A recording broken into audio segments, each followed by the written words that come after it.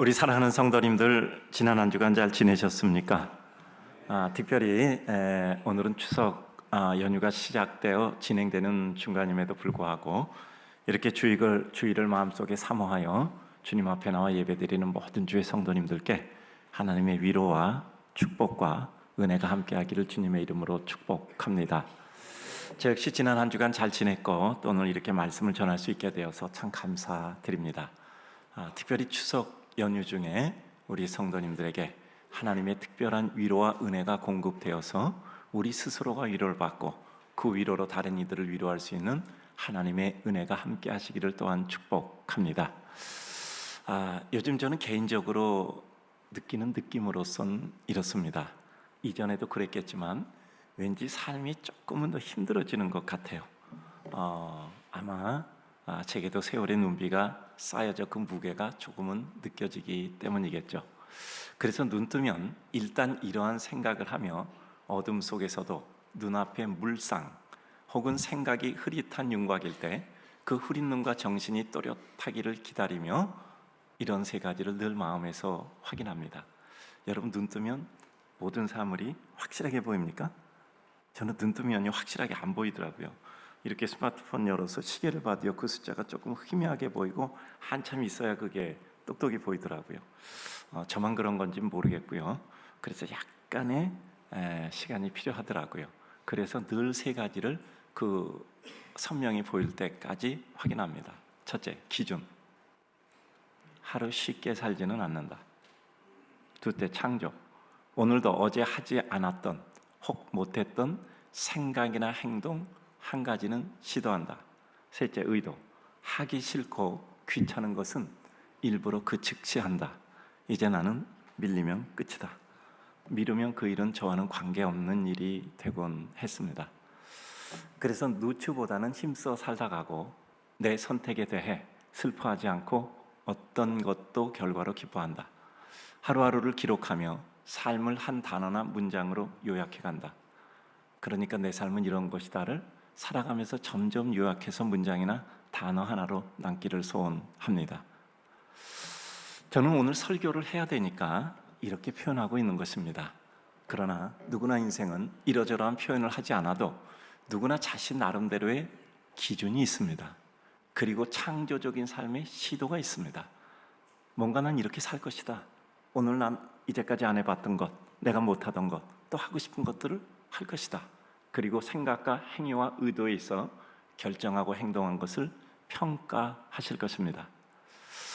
이러한 관점에서 하나님의 백성, 믿음으로 우리 삶을 이루어가는 그 성도들이 그들이 이루어야 할 믿음의 순도 높은 완성을 위해 이루어가는 것은 어떤 것인가를 생각해 보려고 합니다.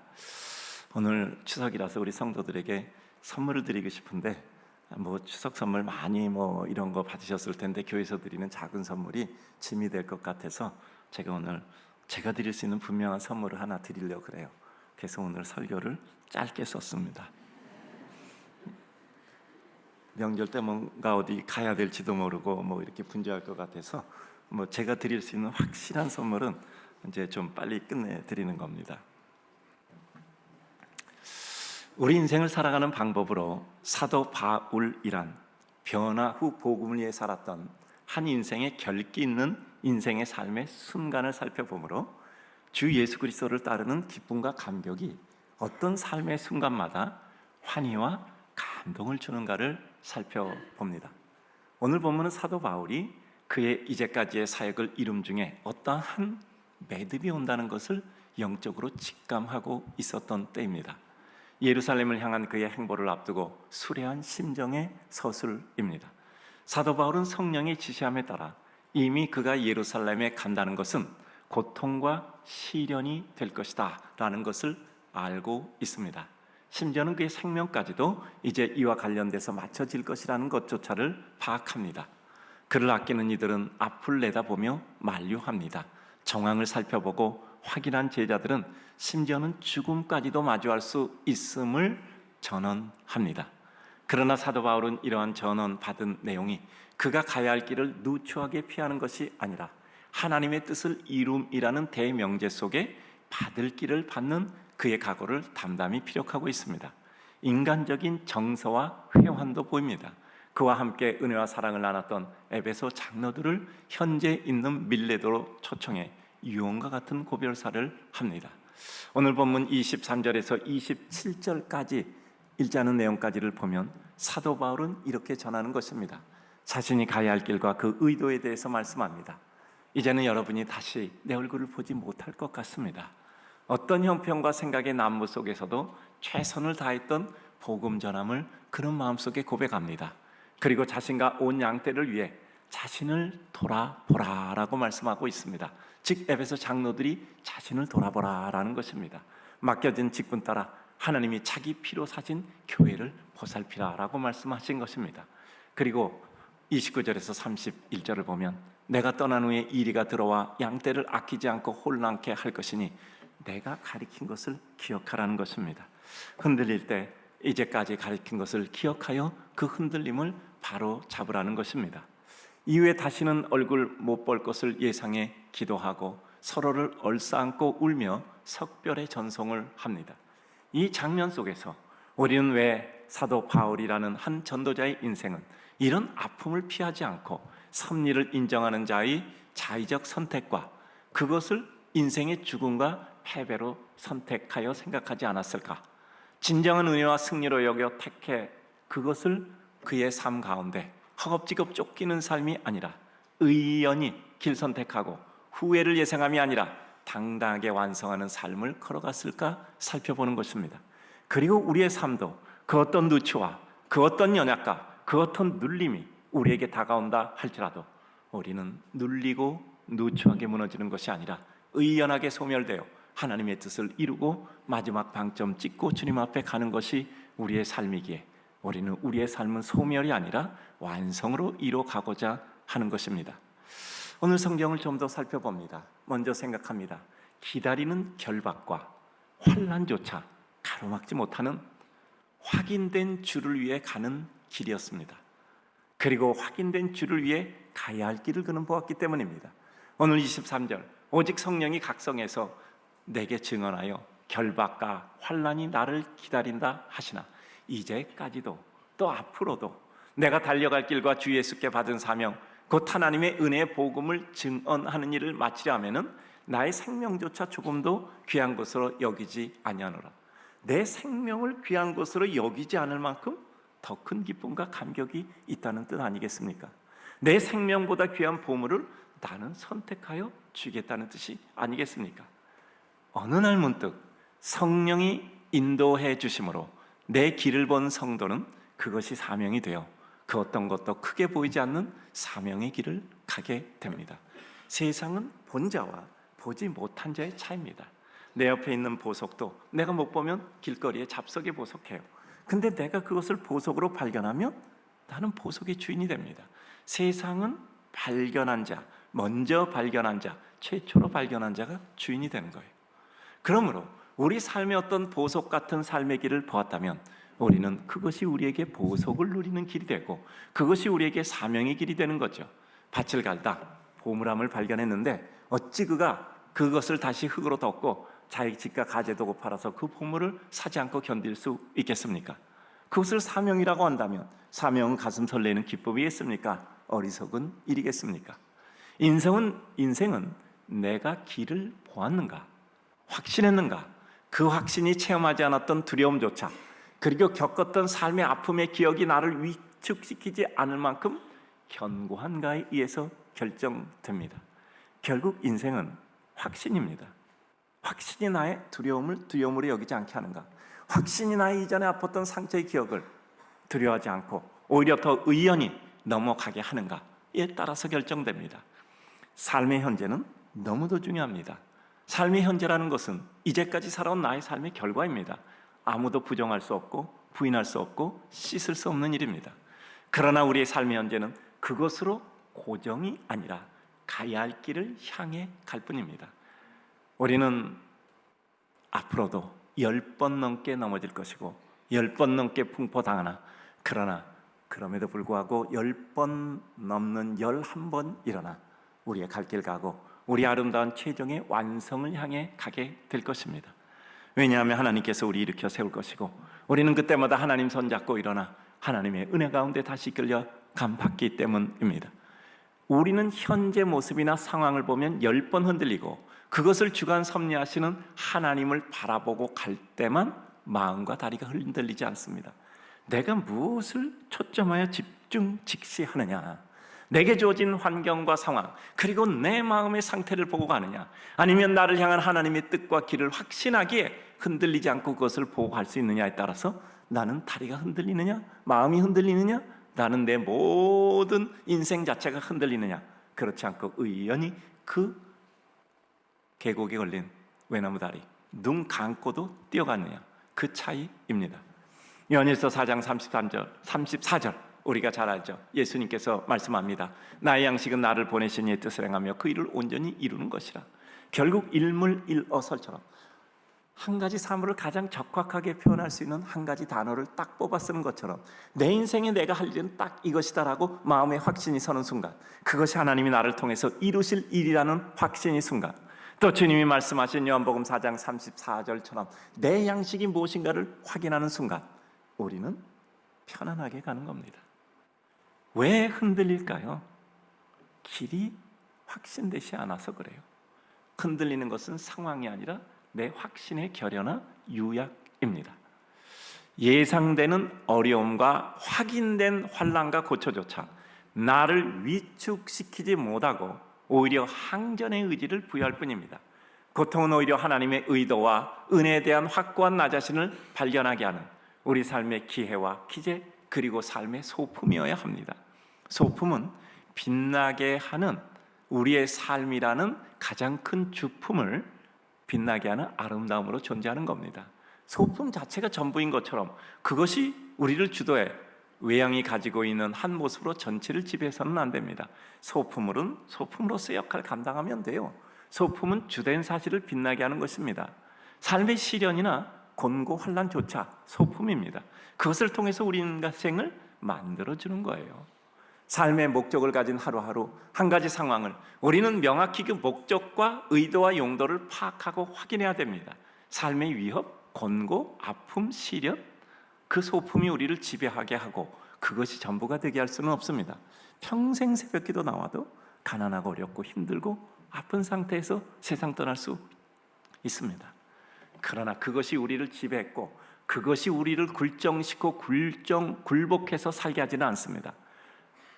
우리는 오히려 그 어려운 어려움과 고통과 갓난 속에서도 내가 의연하게 믿음 지키고 내가 위축되지 않고 하나님의 은혜로 당당하게 주의 백성의 거룩과 영광을 내가 자존감 가지고 내가 자신감 가지고 살아갈 수 있는 그 하나님의 위대한 능력과 영광을 찬양하며 주 앞에 갈 수 있는 위대한 믿음을 이루어내는 성도들입니다. 우리 많은 믿음의 선진자들은 그것을 오히려 믿음의 영화로움으로 꽃피워내 하늘의 영광을 이 땅에서조차 꽃피워냈던 것입니다. 사도 바울은 그의 성령의 인도하심으로 예루살렘에 가는 것이 그가 사는 길이 아니라 죽음의 길이라는 것을 알았고, 그리고 그 이후 시간이 흐르며 그렇게 되었지만 그는 누추하게 피할 필요가 없었어요. 그는 그 길이 인생의 고통과 괴로움만이 아니라 그 괴로움과 고통이라는 소품을 통해서 그의 영광을 완성하는 것을 이미 확인했기 때문이죠. 오히려 겟세마네 동산 거쳐 십자가 지시고 인생 구원하신 주님처럼 그의 관심의 초점은 복음에 맡겨진 사역, 맡겨진 그것을 이룸이었고 스치는 바람인 자신의 안위가 제일은 아니었던 것입니다.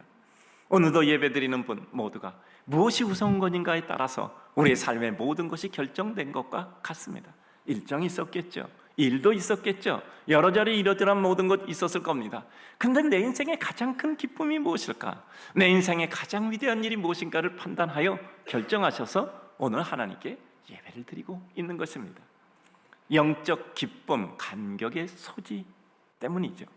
무너짐과 왜곡의 정체는 두려움과 고통이 아니라 고초를 이길 기쁨과 그 순간과 지경에 감격이 주는 힘이 없어서 그래요. 여러분, 힘들어서 무너지는 게 아니에요. 힘들어서 무너지는 것이 아닙니다. 내가 그 힘든 것을 극복할 힘이 없어서 무너지는 거예요. 힘든 것을 쉽게 해주십시오가 아니라 힘든 것을 극복할 힘을 주십시오가 기도로 보면 더 정확합니다.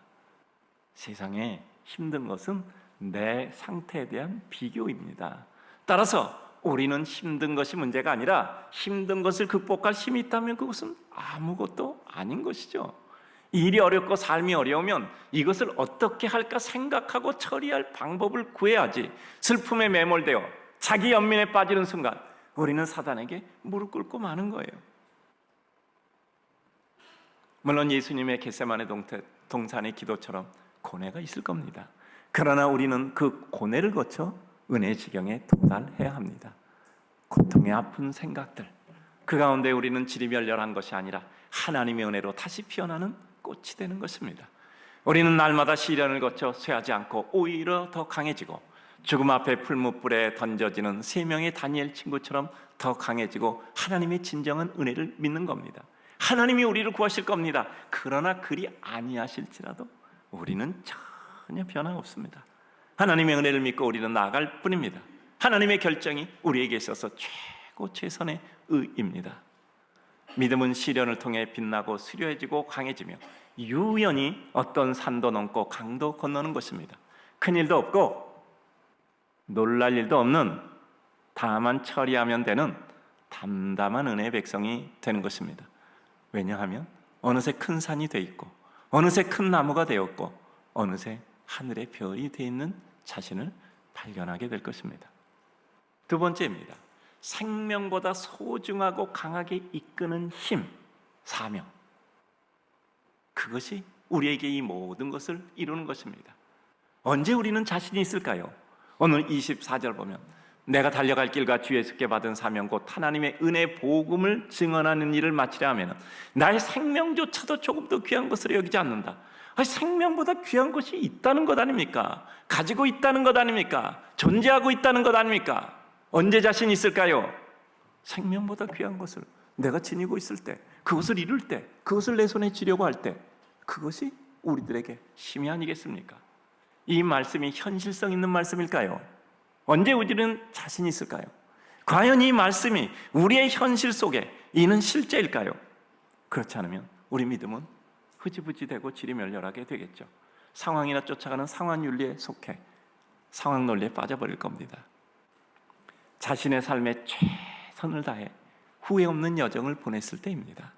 바울은 밀레도에서 에베소 장로들을 청하여 그들이 조착함에 자신의 삶을 회상하며 정리하는 말을 합니다. 겸손과 눈물, 시험을 참고 주를 섬겼다. 19절이죠. 유익한 것은 무엇이든지 다른 사람에게 가르쳤는데 그것은 하나님께 대한 회개와 주 예수께 대한 믿음이었다. 20절에서 21절입니다.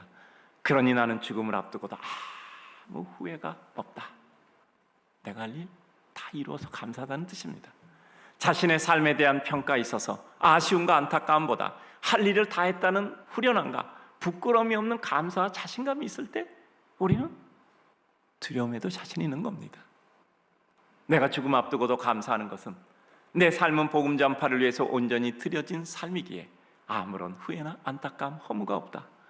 23절 4절 보면 내 앞에 죽음이 기다리고 있어도 나는 내 목숨에 대해서 조금 더 귀한 것으로 여기지 않을 만큼 당당하고 자신 있는 하나님의 놀라운 은혜를 이미 나는 누리고 있다는 것입니다. 26절 27절 너희 피에 대해서 깨끗하다. 이 말은 뭐냐면 내가 할 수 있는 일은 다 해서 더할 일이 없다는 이와 같은 그의 모든 소진에 대해서 말씀하고 있는 것이죠. 이제까지 수고하고 애쓰며 지나온 삶이 더 깊은 하나님께 대한 헌신과 드림의 삶으로 나아가는 것을 방해하지 않고 오히려 기쁨으로 나아가게 할 수 있을 때입니다. 우리는 항상 차선이 최선을 가로막아요. 차선이 최선을 가로막는단 말이에요. 더 갈 수 있는데 거기서 멈춘단 말이죠. 우리 예루살렘 온 유다 사마리아 땅끝까지, 우리 땅끝이 어디라 그랬죠? 우리 마음에서 한 뼘 넓히면 땅끝이라 그랬죠. 그리고 그것이 다 완성되면 우리는 어떻게 해요? 또 한 뼘을 넓히는 겁니다. 그래서 우리는 날마다 하나님 나라 가는 그날까지 우리의 삶의 지경과 지평이 확대되어져 가는 거죠. 복음은 확산이잖아요. 예루살렘, 온 유다, 사마리아, 땅끝. 우리의 삶의 모든 기본 원칙은 이와 같은 생로병사라는 순환을 통해서 이루는데 그것이 우리 삶을 통해서 날마다 한 걸음씩 확산돼 나가는 것이란 말이죠. 그래요. 이제까지 이룬 것이 나를 막지 않고 오히려 가게 해야 합니다. 후회 없이 죽음의 자리를 향해 갈 수 있으니 당당하고 감사합니다. 그것은 고통이나 어쩔 수 없는 피하고 싶은 것이 아니라 오히려 나는 성령의 이끌림에 의하여 내 길을 간다는 영적 자존감과 자신감을 가지는 것입니다. 주께 받은 사명이라는 것이 도대체 무엇이길래 이렇게 우리의 가슴을 뛰게 만들고 이렇게 우리를 과감하게 선택하게 하는 것일까 생각합니다. 인생이 자신 있고 당당한 사명을 가지고 자신 있는 길을 달려가게 될 때 우리는 더 새로운 차원, 더 높은 차원의 길을 가게 됩니다. 우리에게 주어진 삶의 길은 결국 사명이 있어 달려갈 때 사랑의 안쓰러움이나 평가의 차원을 넘어 기쁨과 감사함으로 삶을 구성하고 마치게 합니다. 우리는 늘 말씀드리잖아요. 우리는 우리의 삶 가운데 날마다 새로운 지경을 향해 나가요. 여러분, 우리가 어떤 일을 구성하고 어떤 일을 작품화한다고 생각해봐요. 같은 일을 죽을 때까지 계속 여러분, 유명한 화가들 보면요, 놀란 게 뭔지 아세요? 살아온 기간과 작품의 수를 비교할 때 매일 밥만 먹고 그림만 그린 거야. 그림의 숫자를 보면 매일 밥만 먹고 눈만 뜨면 사람만 있으면 그림을 그린 거예요. 다른 할 일이 없는 거예요. 그리고 그림 그릴 수 없을 때 그의 삶을 마감하는 것이죠. 음악을 하는 이들도 날마다 그 가슴에 그 모든 것이 채워져 있는 것이죠. 그리고 다른 것이 들어와 그게 삶의 다른 길을 볼 때 이미 그는 거기서 무너지는 것입니다. 우리 성도님들, 우리 삶 가운데 정말 내가 달려가다 그 가운데 코박고 죽어도 그것이 나의 기쁨이고 영화로움이어서 나는 오히려 그것을 위하여 달려가 그 가운데 나의 삶을 던진다 하는 마음이 있을 때 우리는 그것이 최고 기쁨이 아닐까요? 사도 바울은 이미 생사를 넘어 선 차원에서 삶을 살아가고 있는 겁니다. 삶과 죽음을 넘어섰는데 무엇이 슬프고 무엇이 두렵겠습니까? 그에게 이 세상에서의 생과 사가 문제가 아니라 그에게 주어진 사명을 감당하느냐 아니냐가 그의 행동과 결단의 근거가 된 겁니다. 나는 어떤 기준에서, 아까 말씀드렸죠? 기준은 뭘까? 그 다음에 뭐죠? 창조적 상. 나는 오늘 어떤 창조를 이뤄낼까? 그리고 뭡니까? 마지막으로 우리의 삶 가운데서 나의 삶의 지경을 넓혀가기 위해서 나는 어떻게 생각하고 그것을 이루어가는가 이잖아요. 처음에는 능력과 기술이 뛰어난 사람이 승리할 수밖에 없어요. 시간 지나면 지혜와 지식이 있는 사람이 결국 이깁니다. 그러나 더 시간 지나면 출발 동기가 바르고 그리고 그 삶에 굳건한 삶의 신뢰가 있어 하나님의 은혜에 대한 확신이 있어 힘을 줘가는 사람이 승리합니다. 시간 지나면 사람은 자신의 정체성에 대해서 생각하게 되고 결국 그것에 대한 확신을 가진 사람이 강한 겁니다. 거짓이나 부실한 삶의 존립 근거를 가지고 가면 시간 지나면 결국 무너져요. 사도 바울은 분명한 전파, 복음의 전파 사명성이 있었습니다. 생명보다 사명이 더 소중하고 강하게 이끄는 힘이라는 것은 무엇일까요? 우리가 하나님 나라를 이미 보았고 그것이 우리의 세상보다 더 현실적이고 사실적일 때 우리의 생각과 행동은 이 세상 현상과 논리의 지배 이전에 그 하나님의 뜻과 섭리의 지배를 받게 됩니다. 우리 선교사님들 보면 참 신기하잖아요. 왜 거기를 갈까? 제가 어떤 때 선교사님들 그 집회 가보면요, 이름도 잘 모르는 나라에서 오셨더라. 그 섬나라, 그 조그만 나라에서. 아니 그거 이름도 모르는데 거기 어떻게 가셨어요? 그랬더니 뭐 어쩌다 한번 갔대요. 근데 거기 가야 될 것 같아서 안 갈 수 없어서 갔다 그러더라. 그래서 30년 있었다 그러더라고요. 근데요, 그래도 양복 입고 넥타이 맞고 아주 잘 입고 오셨더라고요. 우리 서범유 목사님 선교사가잖아요. 이제 저희 교회에서 6년쯤 했어요. 7년째 하면 우리는 1년씩 미국에 이제 유학을 보내드리잖아요. 그래서 너무 아까워 그래서 사목사님 1년 더 있다 안신년 가서 미국에 유학 갔다가 가죠. 그랬더니 아니요 목사님 빨리 가고 싶어요. 빨리 가고 싶대. 왜냐하면 저거 딱 약속한 연수가 이제 작년까지거든요. 빨리 가고 싶대. 나는 아깝잖아. 그래도 1년이라도 더 해서 좀 잘 보내고 좀 가게 하고 싶은데 뭔가 주고 싶잖아요. 아니래. 하늘에 더 빠고 그게 너무너무. 지난번에도 제가 올해 2번이나 거기 한번에 보냈는데 선교 여름에 가서 봤는데요. 그 사모님도 좀 이렇게 아주 연약한 분인데 거기 가니까 날라다녀 정말. 너무 행복한 거야. 너무 행복한 거야. 여러분, 사람의 삶의 평가를 무엇으로 하시겠습니까? 행복한 일 해야 되잖아. 좋은 일 해야 되잖아. 내가 기쁜 일 해야 되잖아요. 현실의 제한적 순간의 삶뿐이 아니라 하나님의 영원한 세계가 나의 현실로 다가올 때 우리는 긴 호흡을 가지게 돼요. 현실을 능가하는 힘을 가지게 되고 그 힘이 미치지 못한다면 우리는 참고 인내하며 기다림이나 또 다른 힘의 면모로 그 이름의 때를 맞이하게 됩니다. 어떤 일을 이루는 것은 그것을 이룰 힘이 현재 있거나 부족하다면 그 힘을 배양하고 쌓아갈 때까지 인내하고 기다릴 줄 아는 힘을 부여받는 거예요. 내가 힘이 부족하다면 그 힘을 배양하고 쌓아갈 때까지 인내하고 기다릴 수 있는 힘을 구해서 결국은 그 힘 손에 쥐어서 그것 가지고 주의 뜻 이루는 것입니다. 우리가 힘이 날 수 있는 것은 그것을 우리의 의지와 선택에 맡기신 것뿐 아니라 하나님이 성령으로 인도하심으로 우리의 길을 막기도 하고 열게도 하셔서 그 길을 가게 하심입니다. 마지막입니다. 내 모든 결박과 환난까지도 스치는 바람으로 느끼게 하는 사명이 평안과 기쁨의 힘의 실체가 되는 삶입니다. 오늘 24절 보면 내가 달려갈 길 주 예수께 받은 사명 곧 하나님의 은혜의 복음을 증언한 일을 마치려 하면은 내 생명조차도 조금 더 귀한 것으로 여기지 아니하노라. 여러분, 그렇게 좋아하는 것이 있는데 해야 되지 않겠습니까? 아니, 어떻게 누가 무엇이 그것을 막을 수 있겠어요? 내 삶의 상위 가치로서 사명의 발견과 소진은 삶의 큰 어떤 다른 것조차도 작게 보일 만큼 우리를 의연하게 만듭니다. 우리는 그렇게 하잖아요. 기도한 거, 야 그거 어떻게 되냐? 라고 할 때 우리 이렇게 묻잖아요. 아니 왜 그게 안 됩니까? 안 될 근거가 뭐입니까? 여러분 왜 안 된다고 생각해요? 아니 무슨 근거가 있어서 안 된다고 얘기하십니까? 그렇잖아요. 삶의 어떤 큰 다른 것도 작게 보일 만큼 우리를 의연하게 만드는 거죠. 상위 가치의 발견은 우리 앞에 그 어떤 산도 작게 보이게 해서 산이 높아 보이면 그 산 못 오릅니다. 강이 넓어 보이고 커 보이면 그 강 어떻게 건너겠습니까? 우리가 커져 있음을 발견하는 겁니다. 사명이란 상위 가치는 어떤 것도 비교되지 않을 만큼 우리 가슴을 설레게 해서 어떤 슬픔과 고난도 우리를 가로막을 수 없습니다. 설령 죽음이 우리를 가로막아도 우리는 죽음 넘어 영원한 천국을 보게 될 것입니다. 저는 제 스스로에게 자주 질문해요. 정말 천국이 있는가? 나는 그 천국을 사모하는가? 그럼 지금 어떤 생각과 삶을 살아야 하는가? 여러분 정말 천국이 있다고 믿습니까? 천국이 정말 사실이고 현실이십니까? 여러분 그게 우리에게 사실과 현실로 인식이 안 되면 우리 삶은 너무나 힘들어요. 하늘 보좌와 영원한 천국을 확인한다면 과감해지고 유연해질 수 있는 겁니다. 여러분 가지고 있음의 유무와 분량에 따라 우리 마음 달라지지 않습니까? 물건 사러 갈 때 내가 지갑에 좀 두둑이 가지고 있다고 생각하면 그 물건 보면서도 좀 편안하잖아요.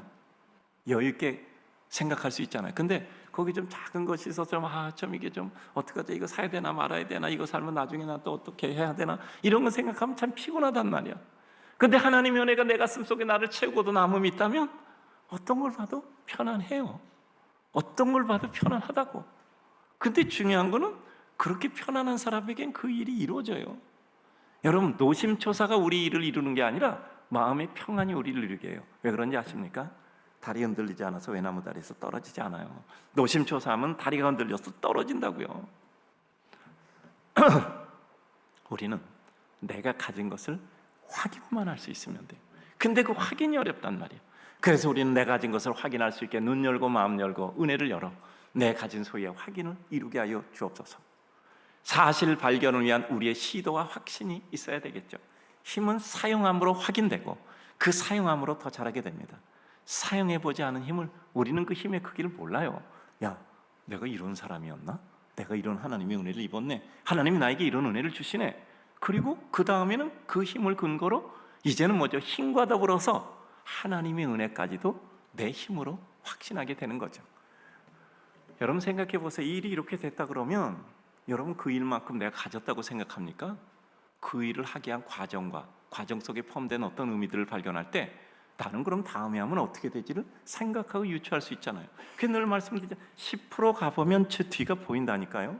근데 10%를 못 가니까 저 뒤가 안 보이는 거예요. 가보셔야 됩니다. 해보셔야 돼요. 우리는 사실 발견을 위한 우리의 생각과 기도와 실행을 통해 하나님의 은혜를 체험하는 기쁨을 선택해야 합니다. 도피가 아닌, 우회가 아닌 삶을 향한 우리의 직진이 매우 필요할 때가 많아요. 사단은 왜냐하면 신기루일 때가 많아요. 정말 저 장벽, 내가 하나님의 은혜로 가서 깨트려야지 않고 주여 하고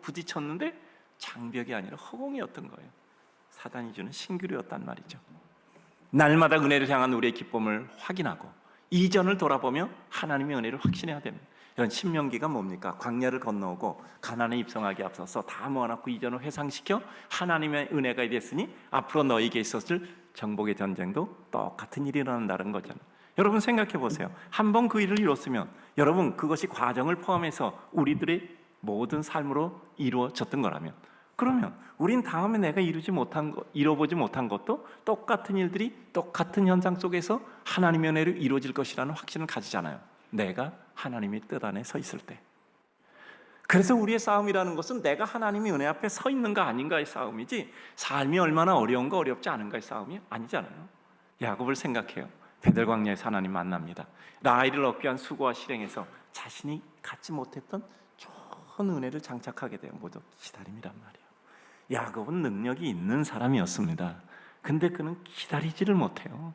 익어질 때까지 기다리지를 못해요. 근데 라헬을 얻는 과정을 통해서 그는 무려 14년이나 그는 기다리고 값을 치른 거잖아요. 그러므로 말미암아 결국 야곱은 거기서 기다림을 배웁니다. 그리고 그 모든 일이 주도되면 하나님에 의해서 이루어진 것을 베델 광야의 라헬을 얻는 과정 속에서 체험해요. 그래서 그걸 다시 확인하는 과정이 뭡니까? 라반의 집에서 나올 때 그가 모든 것을 얻어서 가지고 나온 과정 가운데 하나님이 직접 그에게 하신 말씀을 체험하잖아요. 그리고 야복나루에서는 비로소 나는 하나님의 은혜로만 된다는 것을 알고 하나님과 더불어 은혜를 받기를 결판하잖아요. 그러므로 그가 세겜 땅에 엉뚱하게 머물러 고초받고 죽을 지경에 이를 때 다시 은혜로 회상하여 베델로 올라가자 믿음을 회복하잖아요. 베냐민을 보내는 순간 그는 하나님의 뜻을 달관한 의인이 되는 거잖아요. 내가 품는다고 품어지지도 않고 내가 보낸다고 내게서 떠나는 것도 아니고 모든 것은 오직 하나님의 뜻이다. 그게 의인이 아닙니까? 오늘 말씀을 맺습니다. 삶은 생각이고 그 생각의 시도고, 그리고 시도를 거쳐 이루어지는 실행이고, 그리고 실행의 결과 속에서 확인하는 겁니다. 생각하고 시도하고 그 시도가 실행, 행위가 되어서 확인되고, 관념에서 시작돼서 다시 관념에 대한 확인으로 우리의 삶은 하나님의 은혜 가운데 실제를 정복하게 되는 거예요. 새로운 세계 진입입니다. 은혜의 삶이란 하나님 은혜 회상이고, 그것이 웃음으로 시작될 수도 있고 슬픔으로 시작될 수도 있습니다. 은혜는 슬픔과 눈물로도 시작되고 웃음과 화려함으로도 시작돼요. 그러나 과정에 은혜를 입어 그 모든 것의 결과는 꽃으로 피어나는 겁니다. 결론은 하나님의 은혜였습니다. 생명보다 귀한 사명을 발견하는 순간 우리 인생은 새로워집니다. 우리 사랑하는 성도님들, 삶이 흔들리세요? 삶이 어렵습니까? 자꾸 생각이 너무 많아집니까? 사단이 하는 일이에요. 사단 어떻게 하시는지 여러 번 말씀드렸죠. 생각이 자꾸 가지를 쳐요. 나중에 어떻게 되는지 아십니까? 너무 복잡하게 가지를 쳐서 종합이 안 돼요. 이걸 뭐라고 얘기합니까? 분열이라고 얘기하는 거예요. 사고의 분열, 정신의 분열이라고 얘기하겠죠. 사단은 너무나 생각하니까 가지를 쳐서 이걸까지, 거기서 또 가지를 쳐, 너무나 가지를 치다 보니까 이게 종합을 못 하겠어. 나 모르겠다, 될 대로 되라. 이건 사단이 하는 일이에요. 우리는 가면서 점점 생각이 축약되는 겁니다. 아까 말씀드렸잖아요. 우리 삶이 한 문장으로, 한 단어로 요약되기를 바란다. 결국 우리는 그래서 그 한마디, 한 단어, 한 문장 가지고 우리 삶을 가는 겁니다. 우리 사랑하는 성도님들, 생명보다 귀한 사명, 우리의 삶의 모든 어려움과 눈물을 넘는 하나님의 거룩과 영광의 기쁨에 하고 싶은 일, 해야 할 일, 감사한 일, 그와 같은 은혜를 누리시기를 주님의 이름으로 축복합니다.